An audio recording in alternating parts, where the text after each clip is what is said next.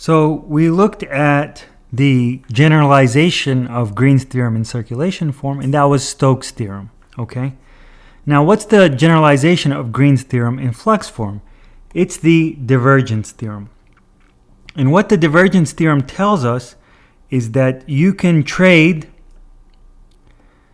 this derivative operation, the divergence, in the region D, and this is a triple integral because you're on a three-dimensional manifold. Okay, you could trade that triple integral for a surface integral at the boundary of D. Okay, so the boundary of D is equal to the surface S. S encloses D. Okay, and the operation again, trade this derivative operation, the divergence, over the triple integral over D for the operation at the boundary. What operation? The flux, okay, of F over the surface S, okay? And here's a pictorial representation of that, okay? Here's how you would do your standard flux integral. You would take F and dot it with n hat and move around this entire sphere, okay? That's the surface there, and that solid surface is there. Or you can trade that, thanks to the divergence theorem, for a triple integral over what? Over the volume, okay?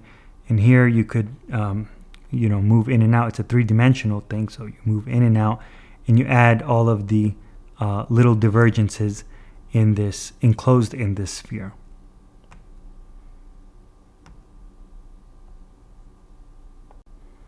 So let's take a look at an example and see how we could use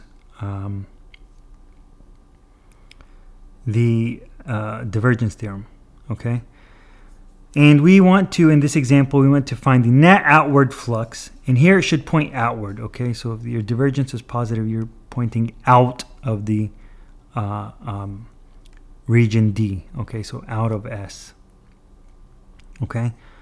Of this vector field over this surface S, okay?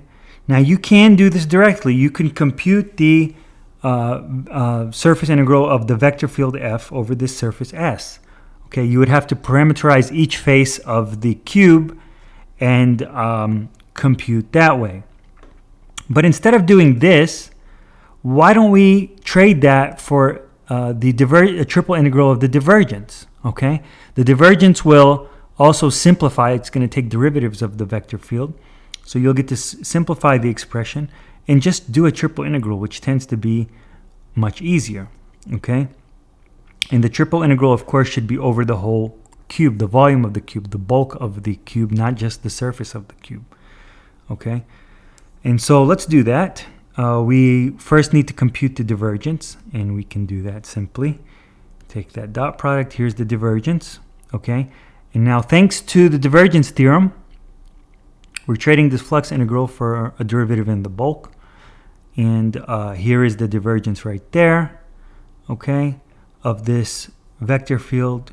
And what is the bulk? Well, the bulk is the whole of the cube, okay, the whole of the cube. So you could you do a triple integral from 0 to 1, 0 to 1, 0 to 1 over dx, dy, dz.